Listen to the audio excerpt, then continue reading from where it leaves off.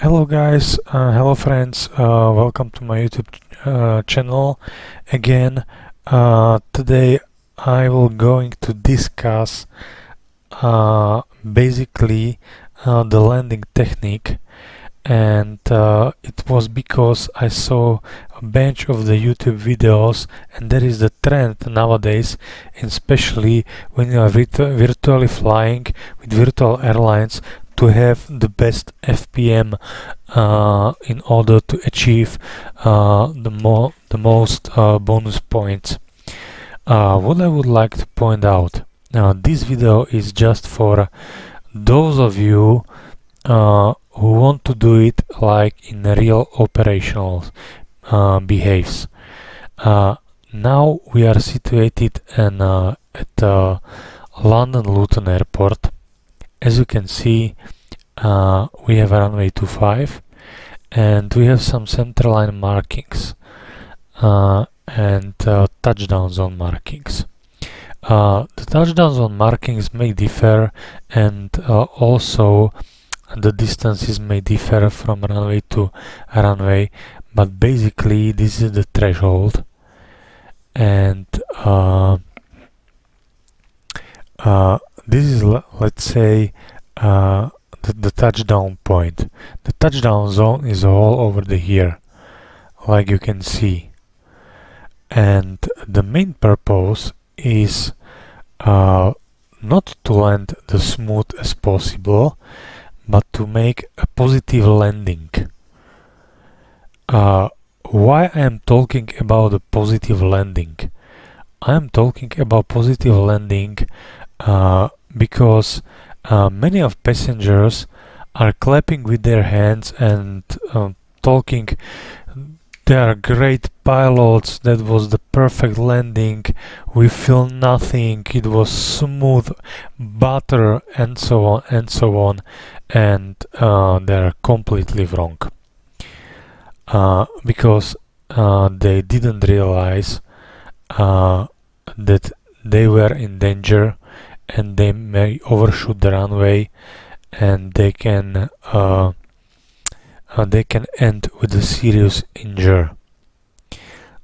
So we need to first of all define what is the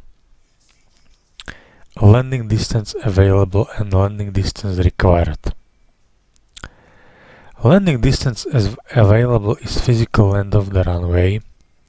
For example, here in London Luton, the landing distance available for runway 25, it's this one. It's 2,100 meters. It's to be precise, it's 2,880 meters. But as you can see, here is 2,162. It's because of this displaced threshold, which we cannot assume as the landing distance available. So in our case, for runway 25, the landing distance available is approximately 2,100 meters, to be precise, 2,080 meters. Okay, and how we calculate the landing distance, what is required? We calculate it that assume we have to be 50 feet above the threshold, and then it is counting with floating until the touchdown zone and touchdown point, which is approximately somewhere over here, and then raise the speed brakes and apply full maximum manual braking with a given gross weight, and this is called factored landing distance. If this factor landing distance you will multiply by 1.6, that you have landing distance required, and then you will see you can calculate it via electronic flight bag, or you can calculate it via QRH, and you will see if your landing distance required it's lower than landing distance available. To be honest, the feet per minute it's some kind of misunderstanding. I don't know where it comes from, but in real life, believe me, the airplane, you can do any hard of landing, the airplane will survive without any problems. What are we measuring in real life via ACARS is G limit. That's most important. If it is over 2.0, then we perform the check. Then when the limit is more, we need to let's say swap the parts of the landing gear and so on, so maintenance actions should be done. But I did many real flights with the thunderstorm and with the hard landing, and it was hardly reaching 2.0 G limit. It was approximately 1.8 G. So if you have a shorter runway, please do not float over the runway and float and do the smooth landing, because on the flight simulator you can stop the airplane. Yes, you can, but in real life you should have some trouble. So for example, your auto brake suddenly doesn't work, you didn't realize it as soon as possible, so that's quite a long time to start the manual braking, and for example your thrust reverser are inoperative as well, so you are in serious trouble in this case. So please always try to land or try to focus to land when you are below the 100 feet. Focus on touchdown zone and the point you would like to touch down. No matter if the hardest landing will be or soft landing it will be. Because as I said before, you make a butter smooth perfect landing, as I saw on many of YouTube videos, and yeah, but those guys didn't realize one thing, that if something goes wrong, they are in serious trouble to stop the airplane in the end, or even if they are floating too much, they are not able within the dry runway. Especially when you have contaminated runway, you have to, but again, you have to land at the touchdown zone exactly. So, I will use for the time being the Zibo Mod 737. We have quite nice feature, it's XGS landing rate, and then you can see the G limit and floating distance. So let's jump to the cockpit, and we will perform let's say two type of approaches. One approach will be within the touchdown zone, and another approach will be floating and trying to make as smooth as possible. Okay. Okay guys, we are smoothly established back on London Luton. We have established on the ILS for runway 25 with flaps 30. It's a standard configuration. Sorry, I forget to put accidentally flaps 40, but anyway, flaps 30. We have speed brake arm, landing gear down, and engine start switch is continuous. We are not using the reverse because we are going to use the factored landing distance.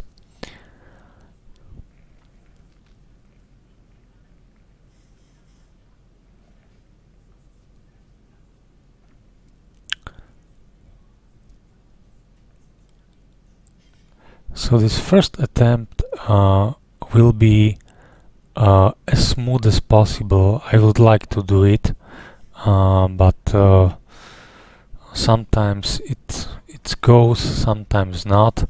But anyway, we will make a little bit of floating over the runway and trying to make to have as lower FPM as we should have. Okay, so autopilot disengage, disengage the auto thrust, leave it with arm mode.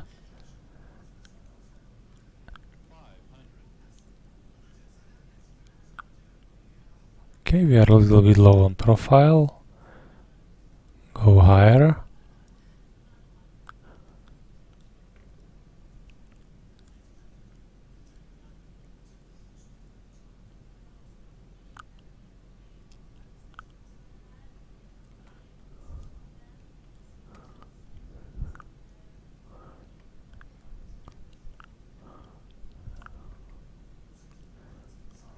Okay, now we are okay, we are perfect.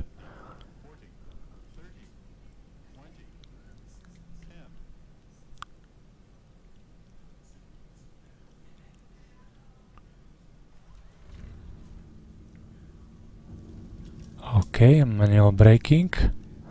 Speed brake should be up, it's up. That's okay.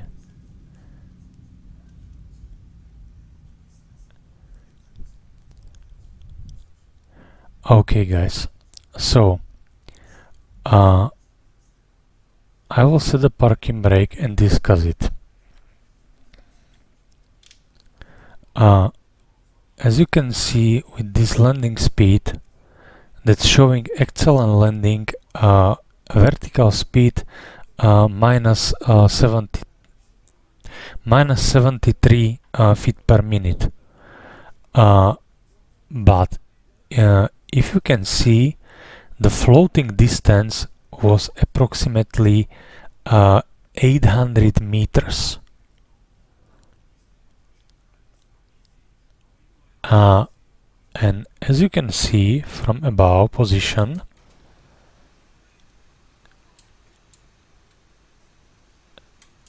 I realize when we stop the airplane only with speed brakes and without using reverse and with maximum manual braking. Okay, so this is the factored landing distance. This should be multiplied by 167 and we have landing distance available. As you can see, if we multiply this distance, we are somewhere here on the playground with the football player. Okay, so that looks like when you are trying to make a perfect landing. We can make it with a replay mode.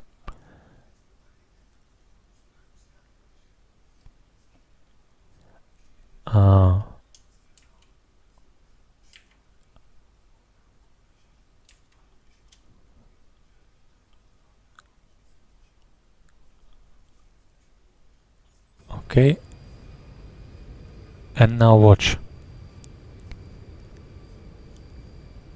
We were 50 feet above the threshold, and what we are going to do,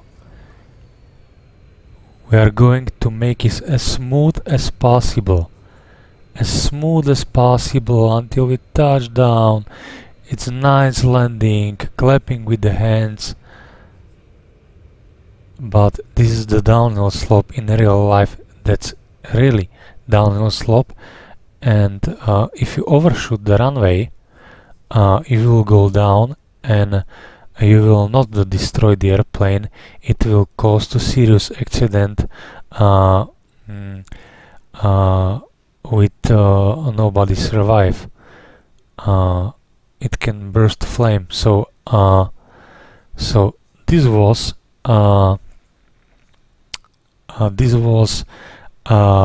as an example, when you are flying on some virtual airlines, and they can make you a captain and great pilot because you have excellent landing and vertical speed. Imagine that at the touchdown point where we was, suddenly we lose our braking. So we have to rely on ground and flight spoilers and on thrust reversers. And in this situation we will 100% sure that we will overshoot the runway, and it will cause a serious accident. Okay, and now I will stop the video. I will reposit myself back to ILS, and now I will show you how it should looks like in real life. How do the professional pilots are making their landing, and why sometimes as passengers you feel that it's hard landing, but be aware of the fact that the real pilots should sometimes make a harder landing, not that smooth much. Okay?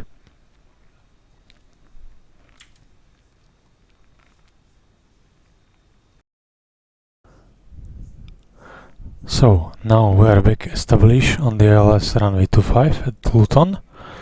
I don't have the minima preset. We don't need it basically now. So as we are performing correct approach procedure and correct landing procedure, that's what our intention should be, to make a correct landing.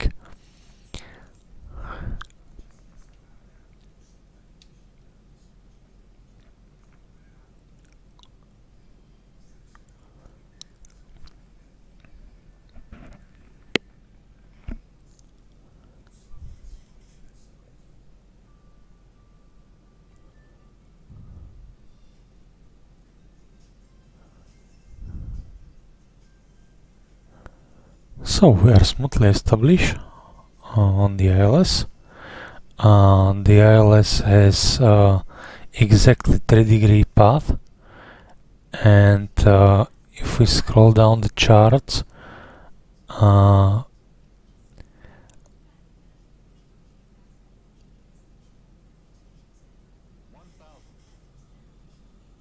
it's the same one, sorry. The puppy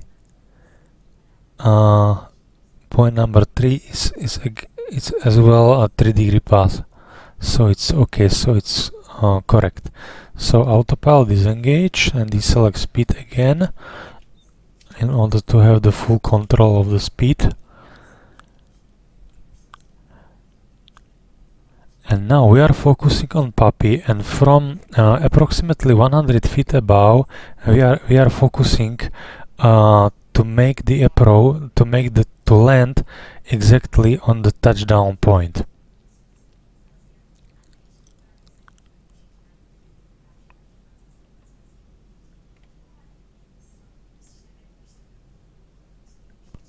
And if we can see that it's a problem for us for some reason to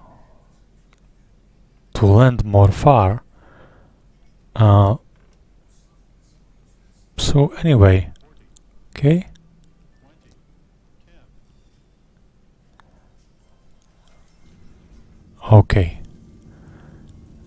and we are good to go. Maximum braking.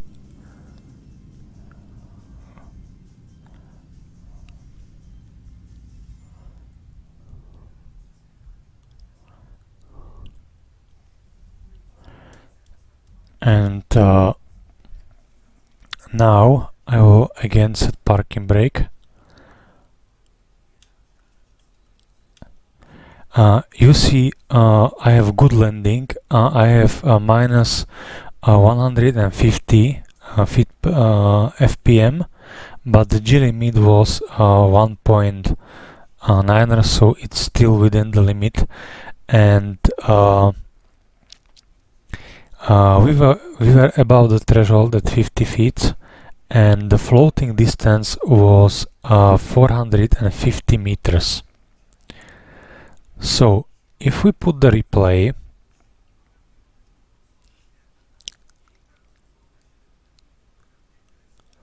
like this one, and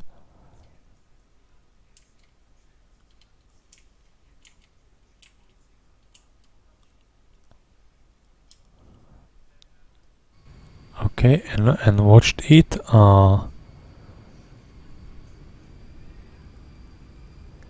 and it was not so smooth landing. It wasn't like before 70 FPM, but it was a little bit harder landing. But as you can see, I touched down little bit behind the touchdown point, but I was aware that I will overshoot the touchdown point, and in this case I will leave the airplane, let's say, to fall down into the runway. And as you can see, we have much more distance in case of the failure of auto brake system or something like that. We can make it with a right turn somewhere over here. It should be accident, but it shouldn't be fatal accident. So once again, the final conclusion of this video was the purpose. Please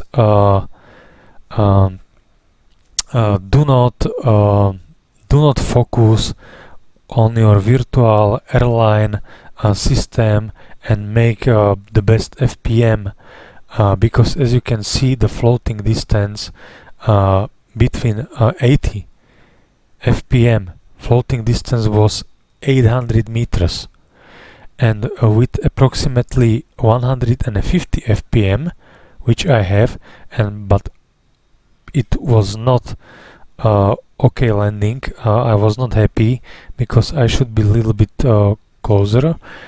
So with this number, the floating distance was almost 400 meters, so half. So we have 400 meters extra additional. So that's it, guys. I hope you like my video, and especially focus not on FPM but focus on G limit point. This is the most limitation, but in real life it really you can do hard landing, but airplane will survive. There are strong enough Airbus and Boeing 737 as well. So especially in winter conditions where the runway is slippery and braking actions are medium, or let's say medium to poor, you have to hit the runway exactly on the touchdown zone, on the touchdown point. So I hope you like this video and leave the comment. Thank you very much for watching. Have a nice day. Bye.